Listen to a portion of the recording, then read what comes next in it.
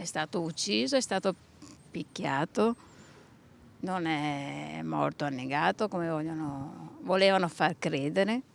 Quindi bisogna che che vengano fuori i colpevoli, bisogna che ci siano degli indagati, non si può nascondere questo. Io vorrei parlare col procuratore, voglio capire a che punto sono le indagini, voglio capire cosa stanno facendo.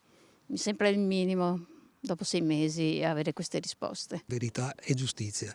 Alex deve avere almeno questo. Non si danno pace i genitori di Alex Marangon, il 25enne di Marcona ritrovato morto sul Piave 3 giorni dopo aver partecipato a un rito sciamanico all'abbazia di Vidor. Era la fine di giugno, sono passati quasi 6 mesi e l'ipotesi di reato resta quella di omicidio volontario, ma nessuno risulta iscritto nel registro degli indagati. Impossibile per papà Luca e mamma Sabrina, che davanti al Tribunale di Treviso hanno chiamato a raccolta parenti, amici e sostenitori.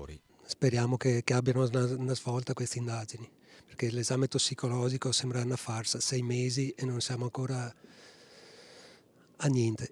Per il momento sarebbe emersa la positività alla cocaina, ma su questo i genitori hanno una posizione chiara. Alex era contrarissimo, anzi scoraggiava alcuni amici e colleghi che ne facevano uso, proprio non ne voleva sapere di quelle sostanze. Quindi questo significa che cosa? Significa che qualcuno gliel'ha messa in mezzo, qualche intruglio lì. E c'è poi il silenzio di chi a quel raduno c'era, omertà viene definita sui cartelli. È una setta alla fine.